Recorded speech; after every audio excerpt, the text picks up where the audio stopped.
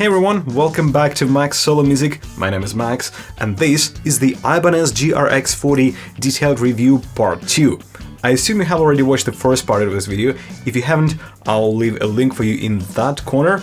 Maybe go and watch that video first, because all the facts are in that video. In this video, I'll give you a few more little details and things like my personal opinion about this guitar, first impressions, and stuff like that. And by the way, if you haven't subscribed to my Instagram yet, I'd really appreciate if you do. That's where you can find beautiful close-ups of guitars, quick shootouts and demos on many different things, as well as regular updates on what's going on here and what I'm currently working on. Alright, now back to the video. Here's the list of guitars I reviewed so far and penalty points they received. This guitar has got 6 penalty points, which is somewhere in the middle. And one of those points was for the actual specs not matching the official specs, specifically fret size. And that one is really easy to fix. It literally takes one line at the official website, and 1 point is gone. So it could be 5, which is already on a good side. And again, the position in this list doesn't make any guitar better or worse than any other guitar. It just tells us that some guitars may have slightly more unexpected uncertainties than the others. I first time played the GRX40 in the beginning of 2020 at Ibanez, Germany, and that guitar was in metallic light green. I really loved the color because the guitar looked and felt more expensive than it actually was. So I kinda was slightly disappointed when I opened the box and found out that the guitar they sent me was in candy apple red. With time, I got used to this color, but I have to say that even though it's not my personal preference, candy apple red on GRX40 is very well made. Other than that, these guitars come in metallic light blue and black finishes. Okay, let's talk about more facts. One thing I didn't explicitly mention in the first part of this video is that the back plate has holes in it, so you don't need to remove the plate if you want to, let's say, change the strings or adjust the spring tension. What is the total length of this guitar? Well, let's find out. It is 98.6 centimeters, or slightly more than 3 feet 2 3/4. Which is the exact length of my American Stratocaster, so this Ibanez guitar will fit in pretty much any average gig bag. What is the tuning machine's gear ratio? Count with me. 1, 2, 3, 4, 5, 6, 7, 8, 9, 10, 11, 12, 13, 14, 15, 16, 17, 18. It is 18 to 1. This guitar is equipped with infinity pickups, and all of them have different string spacings. For example, the bridge humbucker is F-spaced with 52mm between pole pieces, the middle pickup is slightly shorter with 51mm, and the neck pickup is standard-sized with 49mm. And in terms of resistance, these pickups have 12.9K in the bridge, 4.9K for the middle pickup, and 4.7K in the neck. As always, these values may vary because all pickups are slightly different, so don't worry if the readings on your guitar are not the same. And in case you've missed that in the first part of this video, when these two pickups are active, only the inner coil of the humbucker is used. For example, now we have a full bridge humbucker, now only the inner coil and the middle pickup alone, middle and neck pickup alone. What about the sound of these pickups? Well, the bridge humbucker is kinda thin, while all of these are low output pickups, which at the same time makes them sound very, very clean. For example, here's what the neck pickup sounds like.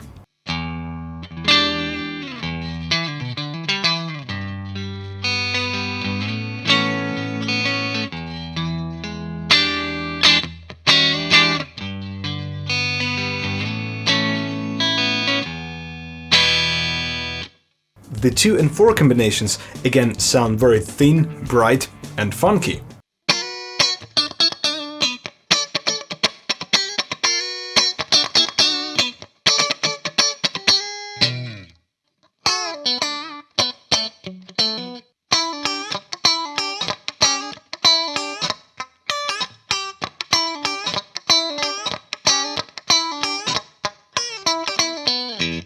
The middle pickup surprised me a lot. Usually I never use the middle pickup alone, but this one has some specific twang to it which makes it very enjoyable to play.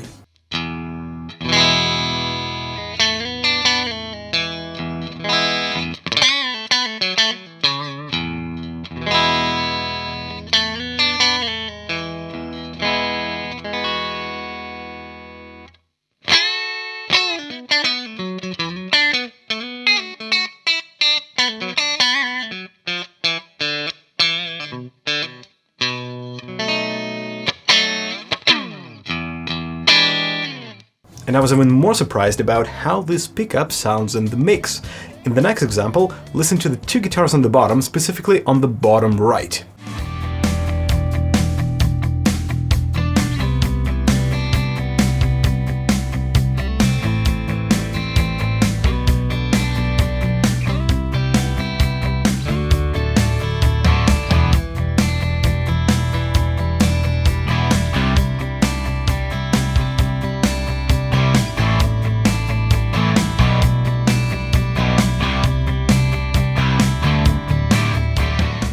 So these are very inexpensive pickups, low output but well balanced, and if I wanted to change them, I wouldn't touch this two, I would only change the bridge humbucker.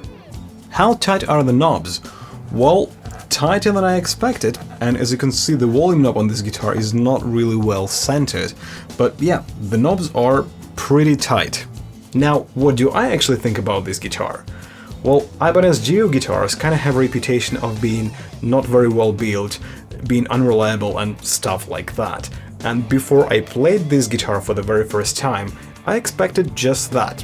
But when I did play it, I noticed that it is actually playable, and it feels and looks much better than I expected. Very good for a guitar of its price range, which is below 200 euros.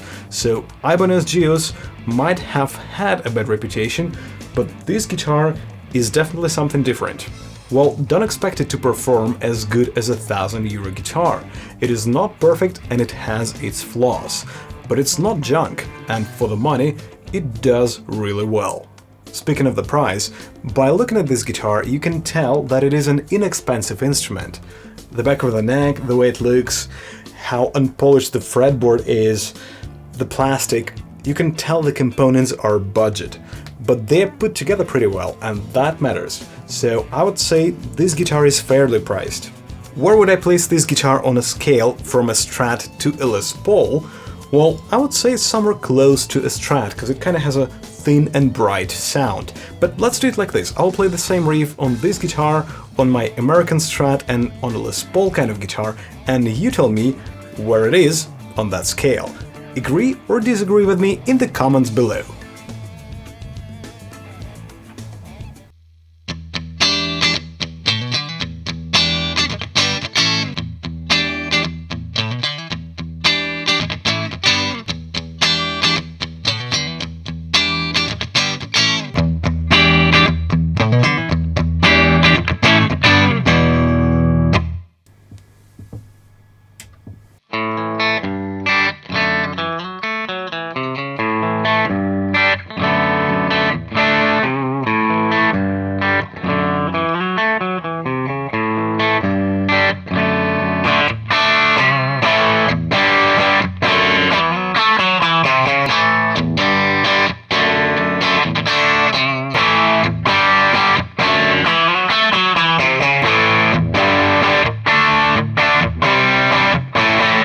As always, for all sound examples, I used my favorite impulse response, which is a 1x12 speaker cab with a vintage 30 speaker inside. If you like the sound, you can, and I believe you should, grab the whole impulse pack at my website, link below. The next question: is this guitar versatile? Well, even though you can play many different things on this guitar and it has 5 available sounds, I wouldn't call it a truly versatile instrument. To be that, it lacks some fatness and hotter output pickups. I didn't say a word about the tremolo yet, and that is because I don't expect it to perform any well. Tremolos with 6 mounting screws? Those are not designed to stay in tune, in my opinion. Honestly, I didn't even touch it yet, but let's tune the guitar and give it a go.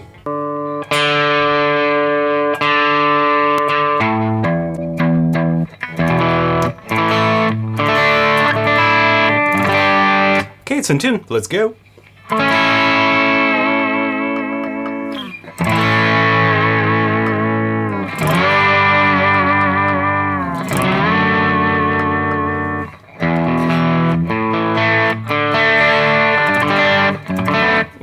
It's already going out of tune.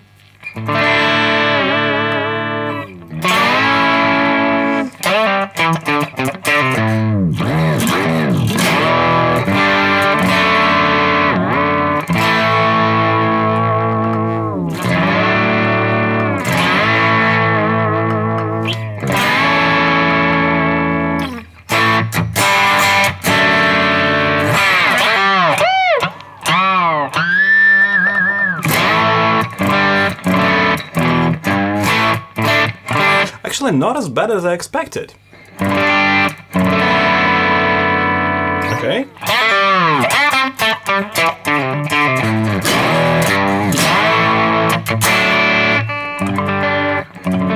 Okay. Second string. Oh. Yeah, it's not staying in tune, so this thing is, I would say, pretty much useless. Well, maybe with some tricks, with some loop and some tweaking, you can make it work, but right out of the box, it is what it is. The thing is, most of the people who buy guitars like this are beginners. They don't know the tricks yet, they have no clue how to make the tremolo work, and it's gonna be one of the two. Either they're not gonna touch the tremolo, ever, or it's gonna be a source of endless frustration. Would I play a gig using this guitar? No, I wouldn't. And here's why. I see it as a guitar to have some fun with at home, maybe do some occasional recordings, yeah, because the middle pickup sounds pretty good. But in terms of the gig, the reliability is not there. The tuning stability is not good enough to hold even through a couple of songs. I'm not talking about a 2-3 hour gig. With some tweaking and modifications? Maybe, but as it is right out of the box, no. Speaking of mods, the very first thing I would do would be a string damper to get rid of the harp at the headstock, but there's still something here, so I'd probably use some Velcro.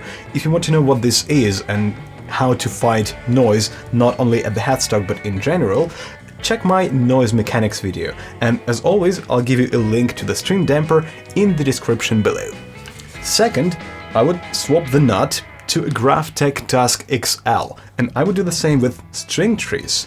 That would eliminate most of the tuning stability problems.